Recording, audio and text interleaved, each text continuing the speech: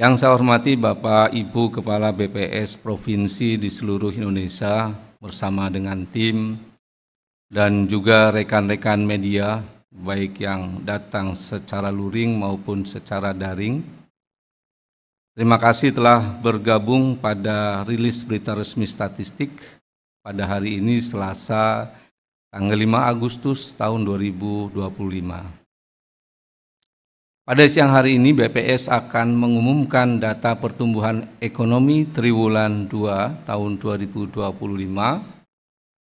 Sebagai pembuka rilis, saya akan menyampaikan beberapa peristiwa penting yang dapat berpengaruh terhadap kinerja ekonomi Indonesia sepanjang triwulan 2 tahun 2025. Pertama, saya akan menyampaikan beberapa catatan terkait kondisi perekonomian global, terutama yang mencerminkan kondisi triwulan 2 tahun 2025. IMF per Juli 2025 merevisi ke atas proyeksi pertumbuhan ekonomi global pada tahun 2025. Pertumbuhan ekonomi negara-negara berkembang diperkirakan mencapai 4,1% atau lebih tinggi daripada capaian global. Berikutnya, perkiraan pertumbuhan ekonomi beberapa negara mitra dagang utama Indonesia. Pertumbuhan ekonomi Tiongkok pada triwulan 2 tahun 2025 mencapai 5,2% atau mengalami perlambatan jika dibandingkan dengan triwulan 1 tahun 2025, namun tumbuh lebih tinggi dibandingkan dengan triwulan 2 tahun 2024.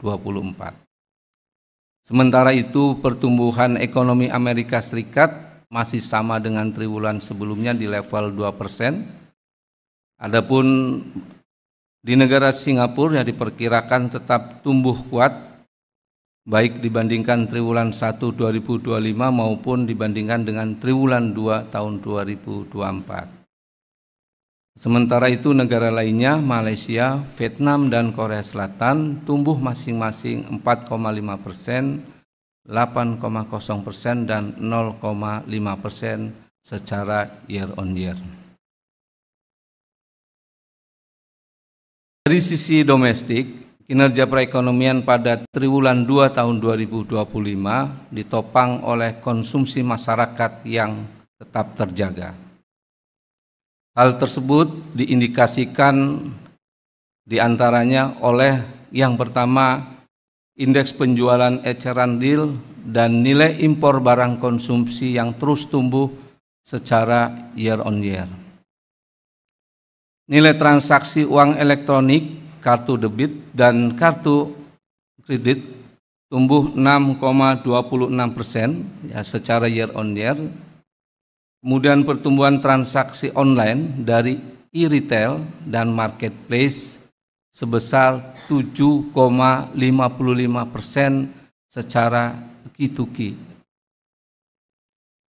Mobilitas masyarakat meningkat diindikasikan oleh peningkatan jumlah penumpang angkutan rel dan angkutan laut. Hal ini sejalan dengan perayaan berbagai hari besar keagamaan dan libur sekolah. Jumlah perjalanan wisatawan Nusantara juga tumbuh 22,32% secara year on year. Selain itu, realisasi investasi dalam negeri dan asing juga tumbuh 11,51% dan di saat yang sama belanja barang modal yang dilakukan oleh pemerintah dan impor barang-barang modal juga tumbuh positif.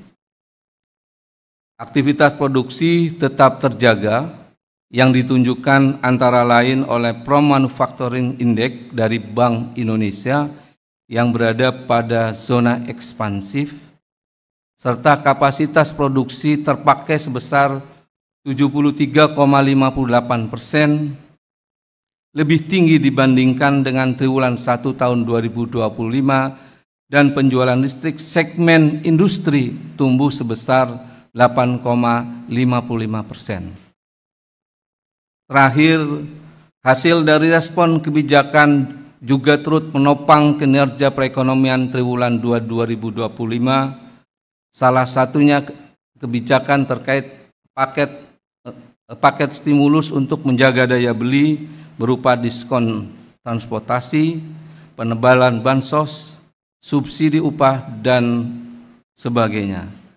Dari sisi moneter, Bank Indonesia tetap mempertahankan tingkat suku bunga acuan sebesar 5,50%.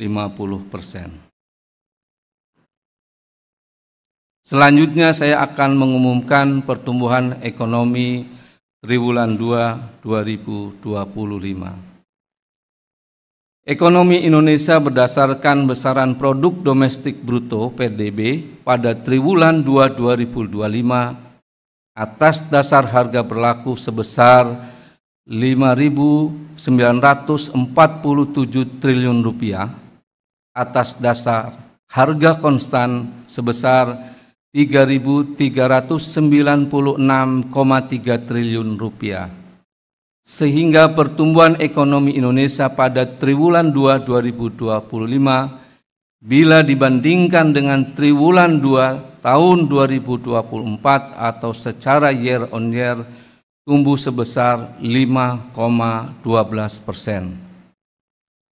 Bila dibandingkan dengan triwulan 1 2025 atau secara Q2Q tumbuh sebesar 4,04%.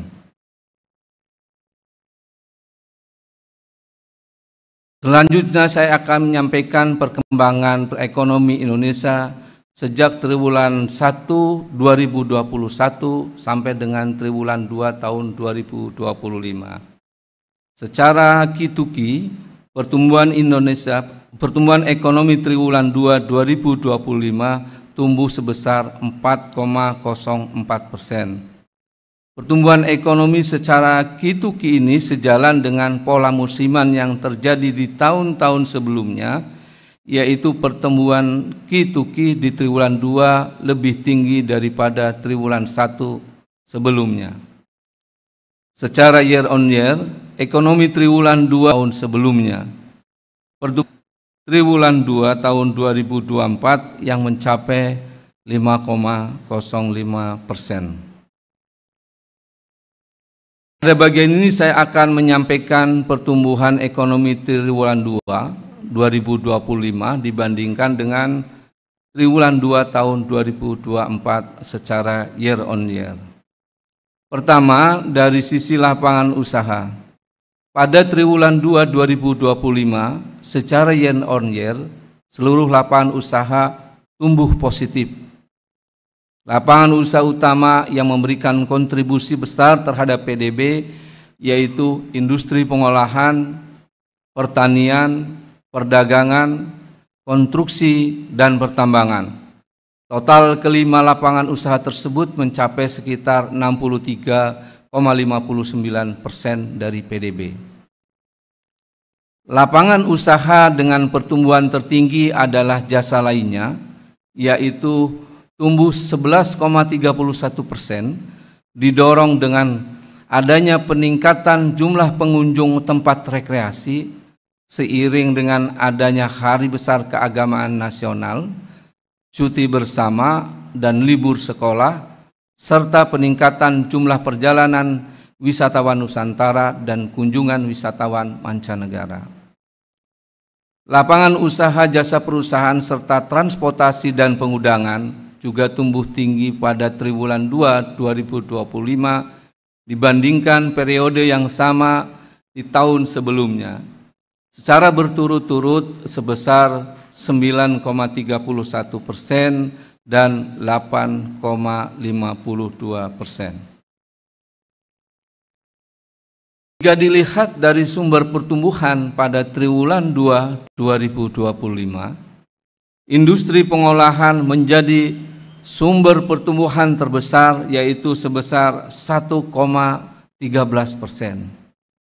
Selain itu, pertumbuhan ekonomi juga ditopang oleh lapangan usaha perdagangan dengan sumber pertumbuhan 0,70%, informasi dan komunikasi dengan sumber pertumbuhan 0,53%, serta konstruksi dengan sumber pertumbuhan 0,47%.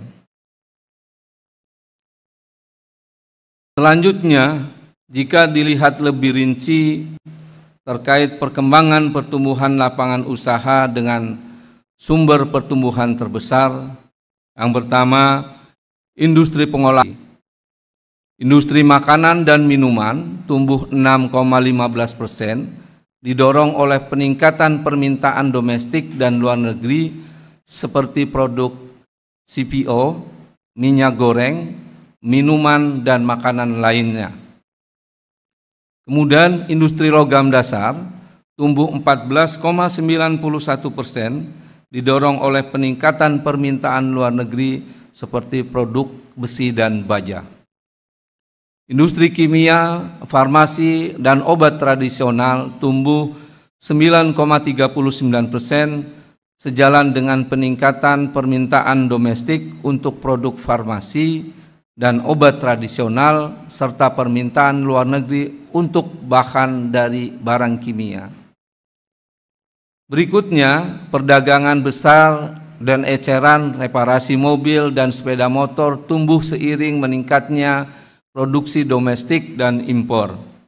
Pertumbuhan ini didorong oleh peningkatan aktivitas perdagangan barang-barang domestik dan impor untuk memenuhi kebutuhan konsumsi rumah tangga. Untuk informasi dan komunikasi tumbuh sejalan dengan adanya peningkatan aktivitas telekomunikasi. Peningkatan traffic data atau komunikasi data dan transaksi elektronik untuk memenuhi kebutuhan masyarakat dan bisnis.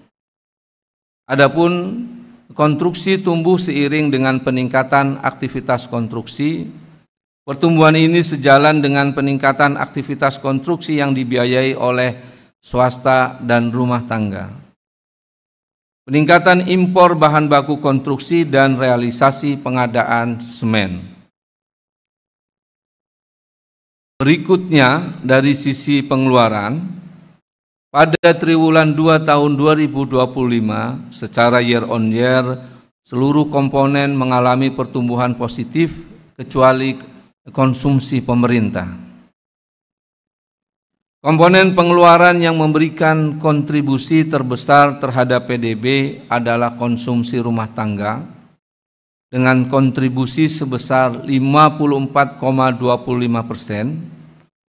Pada triwulan 2 2025, komponen ini tumbuh cukup kuat, yakni sebesar 4,97%. Hal ini mengindikasikan masih kuatnya permintaan domestik.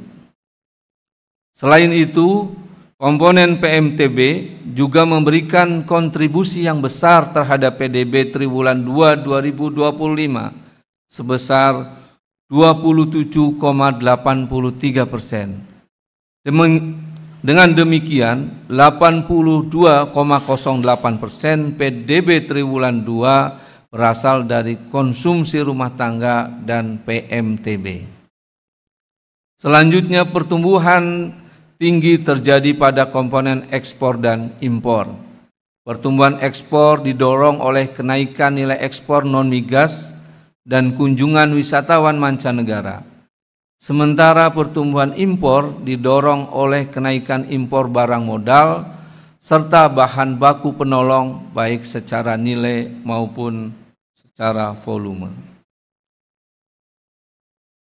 Jika dilihat dari sumber pertumbuhan pada triwulan 2 2025, konsumsi rumah tangga masih menjadi sumber pertumbuhan terbesar, yaitu sebesar 2,64% dari 5,12% pada pertumbuhan ekonomi di triwulan 2. Selain itu, pertumbuhan ekonomi triwulan 2 2025 juga ditopang oleh komponen PMTB dengan sumber pertumbuhan 2,06% dan net ekspor memberikan sumber pertumbuhan 0,22%. Selanjutnya kita dalami pertumbuhan komponen pendorong utama ekonomi dari sisi pengeluaran. Konsumsi rumah tangga terus tumbuh seiring meningkatnya belanja kebutuhan primer dan mobilitas rumah tangga. Kebutuhan bahan makanan dan makanan jadi meningkat karena aktivitas pariwisata selama periode libur hari besar keagamaan nasional dan juga hari libur sekolah.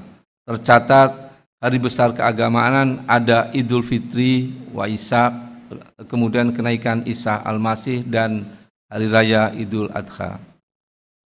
Mobilitas masyarakat yang meningkat mendorong peningkatan konsumsi untuk transportasi dan restoran. Berikutnya, PMTB tumbuh didorong oleh investasi swasta dan pemerintah. Belanja modal pemerintah pada triwulan 2 tahun 2025 tumbuh 30,37% secara year on year, terutama pada komponen mesin dan peralatan. Impor barang modal jenis mesin tumbuh 28,16% secara year on year.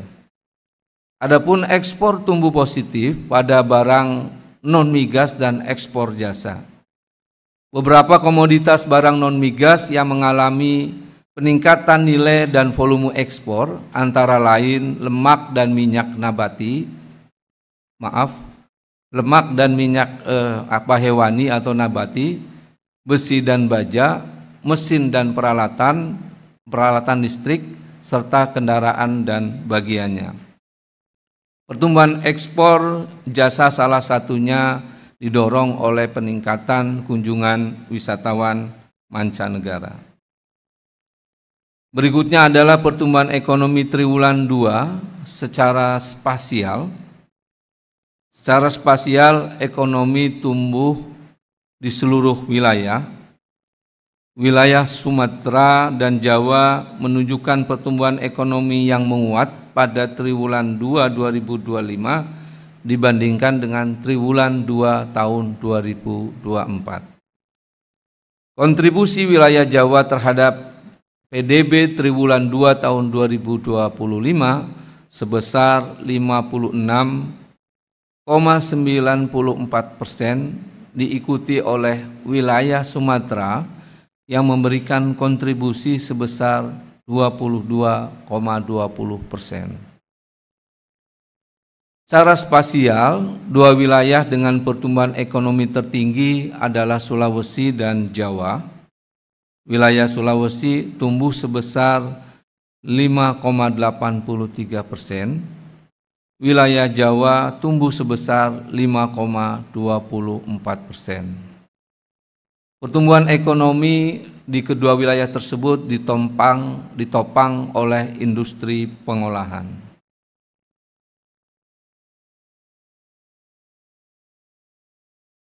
Selanjutnya kita lihat sumber pertumbuhan ekonomi menurut wilayah secara detail. Sumber pertumbuhan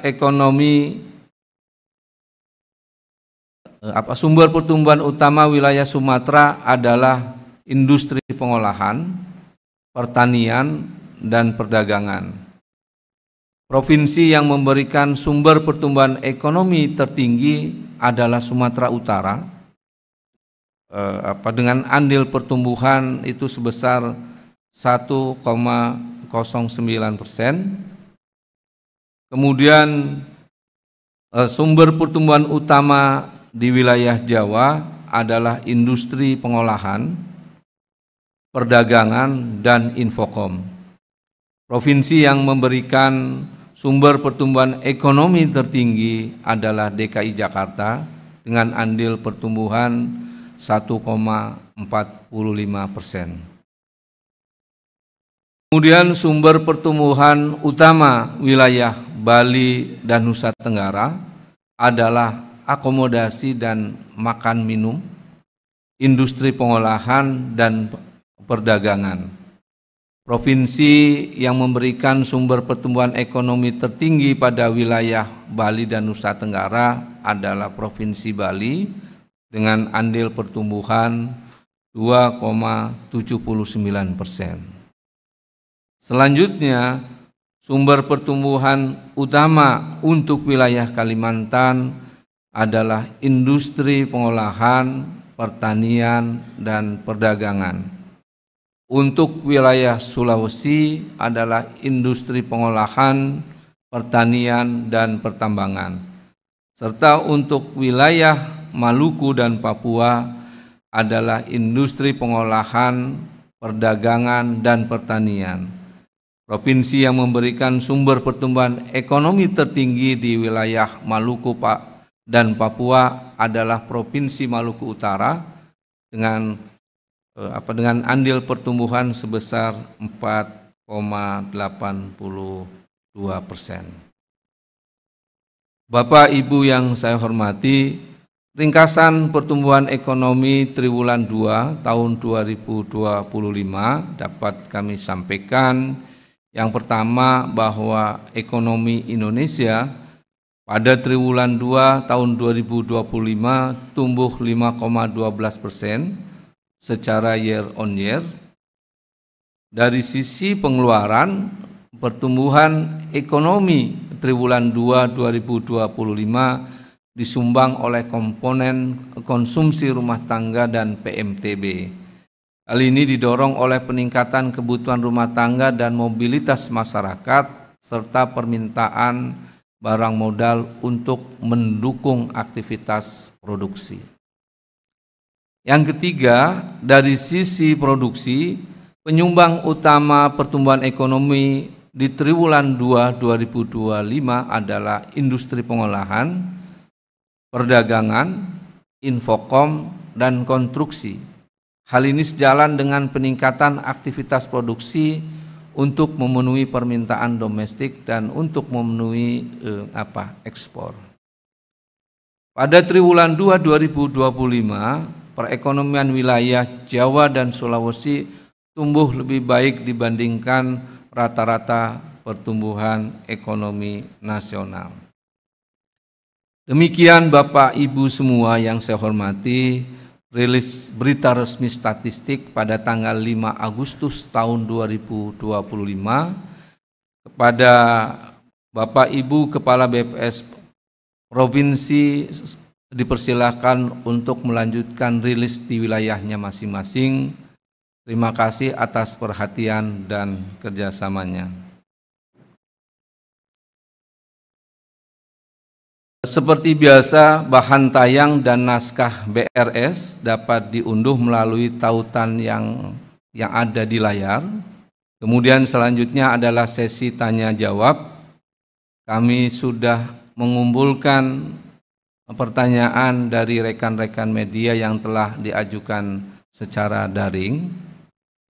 Sebelum saya menjawab pertanyaan-pertanyaan yang masuk, saya persilahkan rekan-rekan yang hadir secara luring di ruangan ini juga untuk menyampaikan pertanyaannya. Kami persilahkan.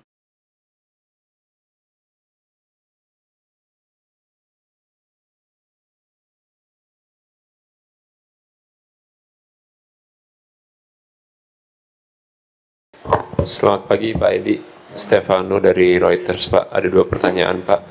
Yang pertama, terkait PMTB Pak di kuartal kedua. Boleh minta milestone-nya Pak, ini mungkin tertinggi sejak kapan?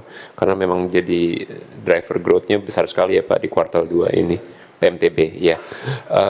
Boleh di breakdown nggak Pak, detailnya maksudnya, belanjanya itu barang-barang apa ya Pak untuk di PMTB ini? Tadi kan ada belanja pemerintah juga naiknya 30% gitu Pak.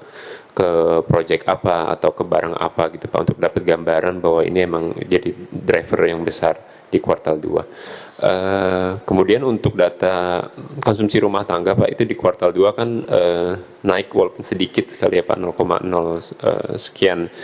Tapi kan data-data di lapangan, berita-berita juga menunjukkan bahwa pelemahan daya beli itu masih berjalan di kuartal 2, dan pembelanjaan untuk Idul Fitri itu kan mungkin banyaknya di kuartal 1 ya Pak, di akhir Maret.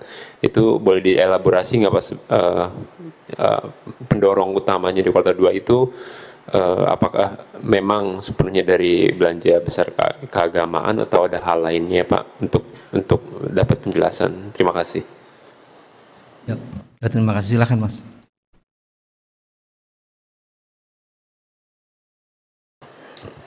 Selamat siang Pak, Maulana, Investor Trust. Boleh dijelaskan Pak mengenai komponen konsumsi rumah tangga ini kan turun 0,04 ya kalau dibandingkan kuartal 2 2024 ini karena apa ya Pak?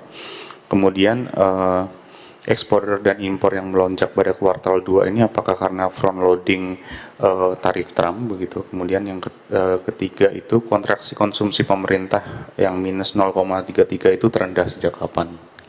Terima kasih Pak. Selamat siang Pak, perkenalkan saya Ave dari Kumparan. Ada 2 pertanyaan Pak. Yang pertama, ini konsumsi pemerintah kan masih negatif ya Pak, padahal blokir udah dibuka sama Ibu Sri Mulyani. Apa ini karena butuh waktu ya Pak? Terus yang kedua, konsumsi rumah tangga ini udah naik Pak. Ini berarti daya beli udah pulih lagi atau gimana Pak? Terima kasih.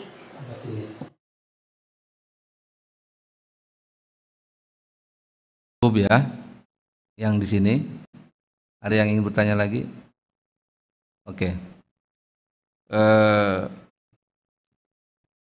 Terima kasih Bapak Ibu semua atas pertanyaannya.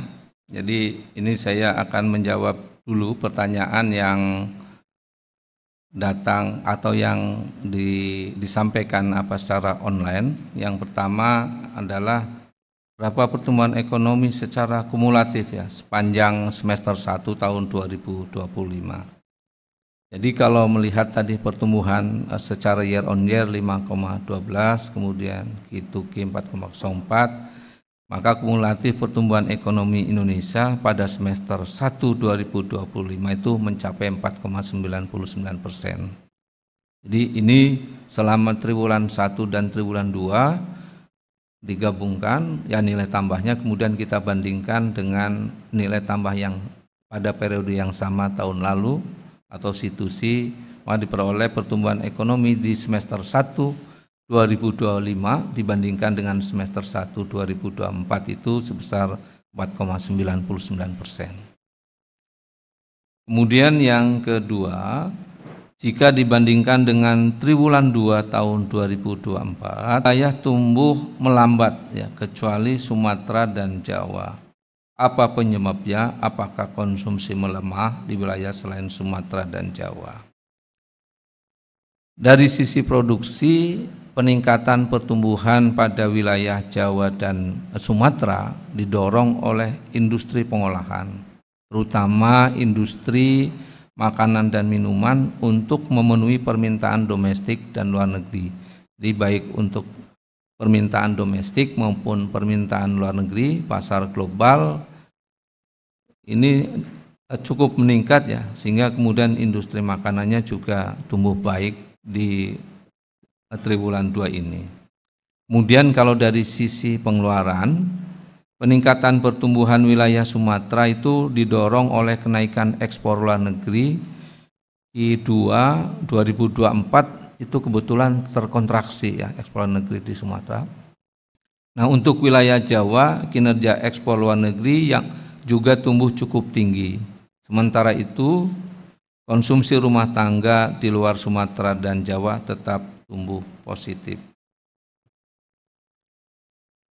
Kemudian ada pertanyaan yang ketiga yang disampaikan secara online ya, investasi apakah menyebabkan PMTB tumbuh cukup tinggi pada triwulan ini? Mungkin pertanyaannya mirip-mirip tadi yang disampaikan. Jadi pembangunan infrastruktur yang berlangsung di beberapa daerah, baik pembangunan baru maupun lanjutan dari pembangunan periode sebelumnya, seperti pembangunan beberapa ruas jalan tol di Kuala Tanjung Tebing Tinggi Parapat ya, seksi 4, kemudian di Sumatera Utara ya. Kemudian ada pembangunan Japek kedua Selatan, paket 2A Jawa Barat dan lain-lain. Nah, selain itu pertumbuhan PMTB sebesar 6,99%, terutama didorong oleh pertumbuhan barang modal jenis mesin dan perlengkapan yang tumbuh 25,30%, diindikasikan dengan peningkatan nilai barang modal jenis mesin ya, terutama yang berasal dari impor, ini PMTB.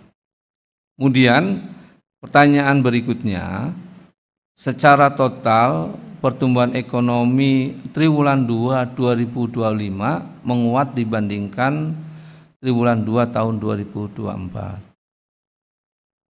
Namun lapangan usaha pertanian pada triwulan 2 2025 dibandingkan triwulan 2 2024 justru tumbuh melambat. Faktor apa yang menyebabkan pertanian tumbuh melambat? Jadi pada triwulan 2 tahun 2025 pertanian memang tumbuh 1,65, melambat dibandingkan dengan triwulan 2 tahun 2024 yang tumbuh 3,25%. Ini karena ada pergeseran musim panen ya. Kalau kita merecall kembali memori kita di tahun lalu, jadi panennya itu lebih banyak di triwulan 2. Nah, pada tahun ini di triwulan 1 yang lalu sudah terjadi panen yang tinggi. Nah, sehingga sebagian besar panen padi pada tahun ini sudah berada di triwulan 1. Meskipun di triwulan 2 ini juga masih tumbuh tinggi. Nah, jadi kalau dibandingkan dengan triwulan 2 tahun lalu memang melambat, tetapi secara total nggak ada masalah. Tahun 2024 memang panen rayanya terjadi pada triwulan 2 2024. Nah, sementara tahun 2025 panen rayanya terjadi di triwulan 1 2025. Meskipun sebetulnya di triwulan 2 ini masih ada sebagian yang panen padi.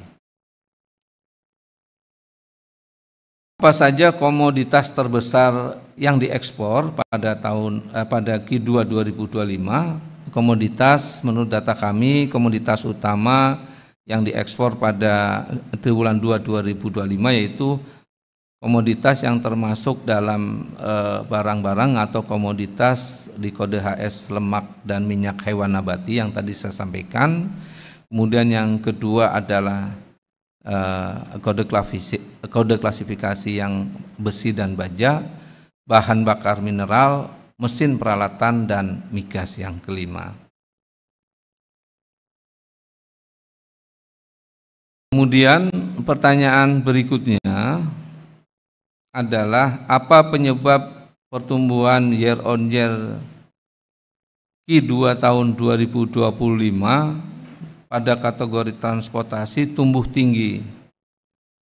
Jadi kalau kita lihat pada triwulan 2 2025 meningkatnya mobilitas penduduk ya selama liburan, tadi tercatat wisatawan Nusantara dari data mobile positioning data kami MPD memang terjadi peningkatan wisatawan Nusantara yang luar biasa dibandingkan dengan tahun 2024 lalu. Ini menunjukkan bahwa banyak pergerakan, pertumbuhannya relatif tinggi, kalau nggak salah lebih dari 10 juta ya kalau nggak salah, saya lupa angka pastinya. Tapi pergerakannya cukup tinggi, ini menyebabkan pergerakan penduduk atau mobilitas penduduk ini yang memerlukan transportasi, terutama transportasi darat dan laut. Nah, jadi transportasi darat kita bisa lihat dari pertumbuhan penumpang. Nah, ini kalau kita lihat dari mobilitas tadi yang perjalanan wisatawan itu tumbuhnya 22,32%. Dan juga wisatawan mancanegara juga meningkat 13,96%. Nah, perjalanan yang cukup tinggi inilah yang kemudian memerlukan sarana transportasi dan ini menjadi salah satu penyebab transportasi tumbuh cukup tinggi. Kemudian selanjutnya pertanyaan tentang konsumsi rumah tangga tumbuh 4,97% secara year on year. Apa faktor utama yang mendorong konsumsi rumah tangga tumbuh menguat? Ini sekaligus menjawab pertanyaan pertama tadi dari Mas Maulana tadi, betul ya Pak? PKRT tumbuh lebih tinggi baik dibandingkan Q2 2024 maupun Q1 2025. Faktor yang mendorong konsumsi rumah tangga utamanya adalah meningkatnya kebutuhan primer dan mobilitas rumah tangga. Kita tahu tadi mobilitas penduduk cukup tinggi di triwulan 2, kemudian meningkatnya kebutuhan primer untuk beberapa kegiatan ya, karena memang ada momentum hari libur, hari besar keagamaan dan sebagainya. Kebutuhan bahan makanan dan makanan jadi meningkat karena aktivitas pariwisata selama periode libur. Sedangkan peningkatan mobilitas masyarakat menyebabkan peningkatan konsumsi transformasi dan akomodasi. Jadi tadi sejalan dari sisi lapangan usaha transportasinya cukup tinggi, dari sisi permintaan atau PDB pengeluaran konsumsi rumah tangga terutama konsumsi transportasi dan akomodasi juga cukup tinggi. Mobilitas perjalanan memanfaatkan hari libur ditunjukkan oleh perjalanan bisnis yang tumbuh 22,32% ya secara year on year, dan bahkan dibandingkan dengan triwulan 1 secara Q2Q tumbuh 17,34%. Jadi mobilitas penduduk di triwulan 2 ini betul-betul sangat meningkat. Ya secara year on year 22,32%, kemudian secara Q2Q ya dibandingkan dengan triwulan sebelumnya juga tumbuh cukup besar ya, 2 digit 17,34%. Banyaknya perjalanan melalui darat yang memanfaatkan jalan tol juga ditunjukkan oleh volume transaksi di GTO Jasa Marga naik 2,86% secara Q2Q dibandingkan dengan triwulan 1. Jadi ini data dari laporan Jasa Marga. Kemudian setelah permintaan rumah tangga tertahan, optimisme meningkat pada kuartal 2 ya, sehingga juga berdampak pada kenaikan impor barang konsumsi yang naik 7,60% secara year on year dan 9,80% secara Q2Q.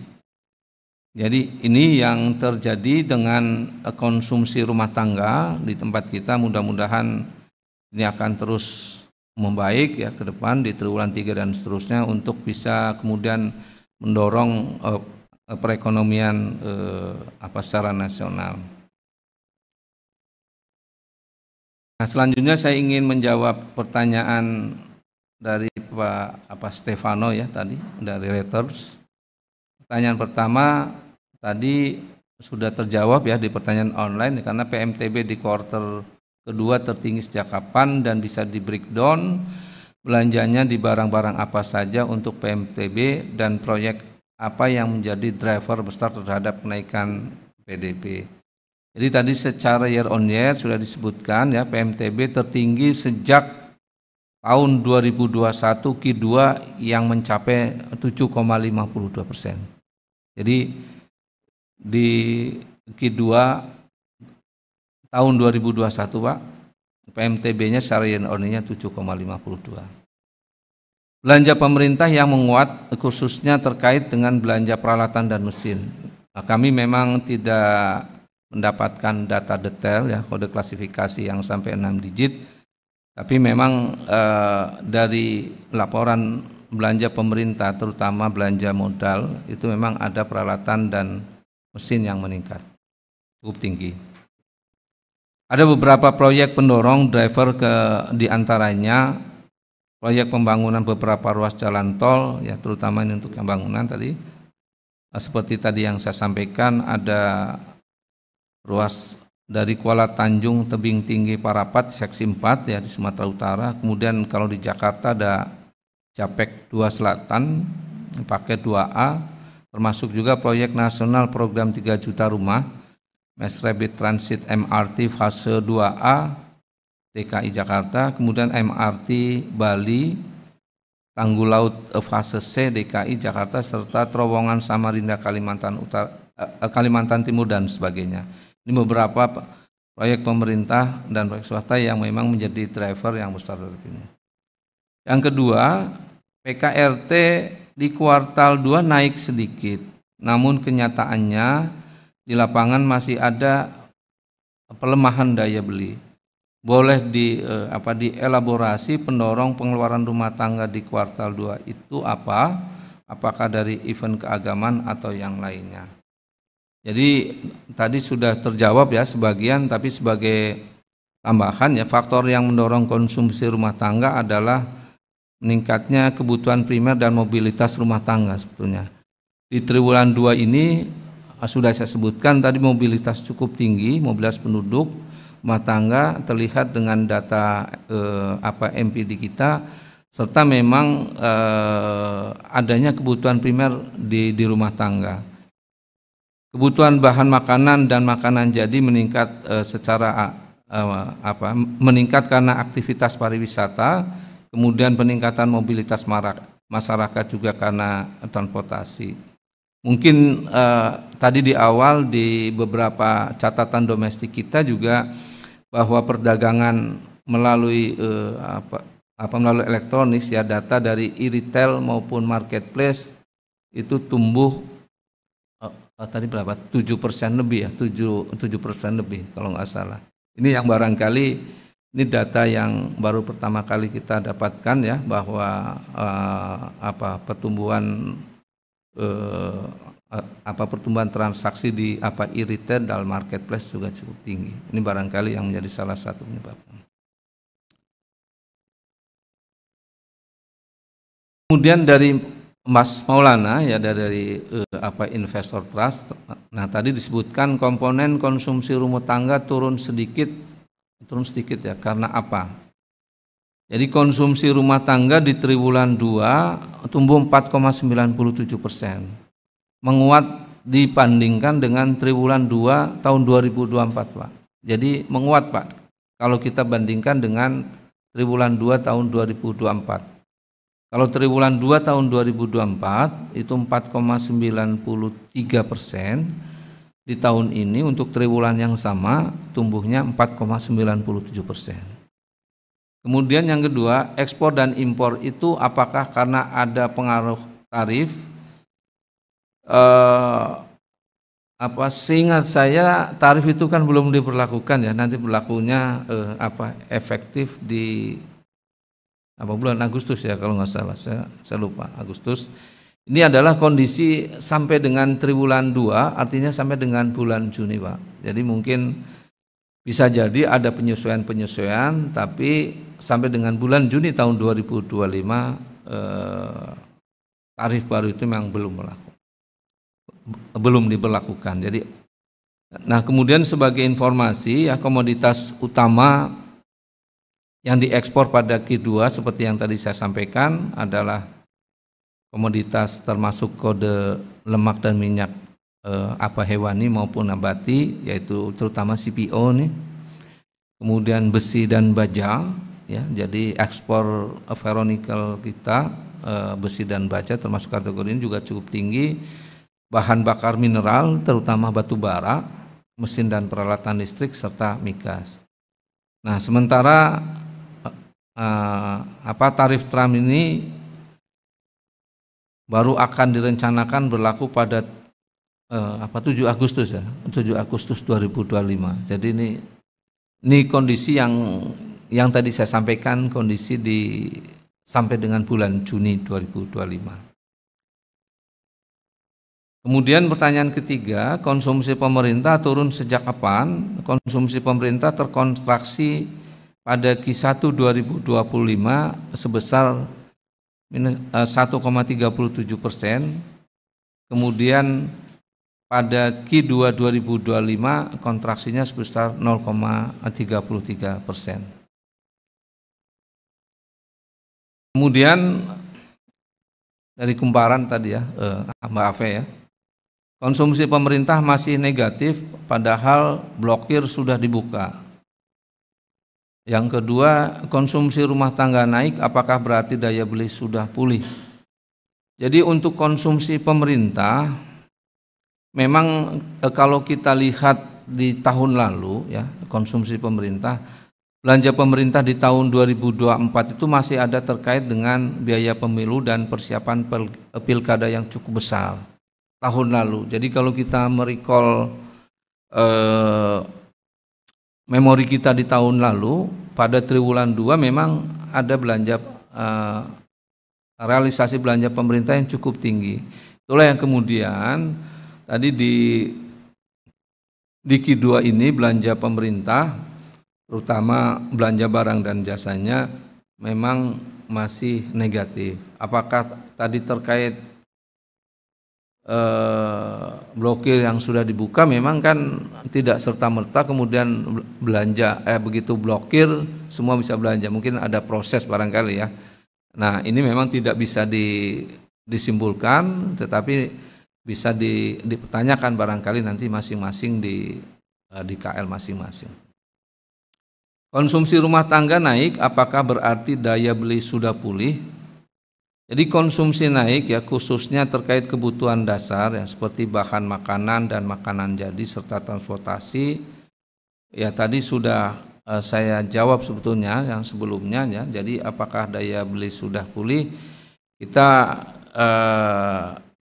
hanya menyampaikan data, memang konsumsinya demikian. Jadi ada hal yang baru yang mungkin belum pernah diungkap tadi adalah fenomena adanya shifting dari belanja secara offline ke belanja online yang barangkali belum pernah diungkap ya. Jadi kita memang mudah melihat fenomena secara langsung, secara offline, tapi yang secara online barangkali cukup sulit untuk bisa dilihat. Demikian Bapak Ibu semua, jika sudah tidak ada pertanyaan lagi, maka kita akhiri rilis berita resmi statistik hari ini. Terima kasih atas kehadiran dan partisipasi rekan-rekan media, baik secara luring maupun secara daring. Terima kasih. Wabillahi taufiq wal hidayah. Wassalamualaikum warahmatullahi wabarakatuh.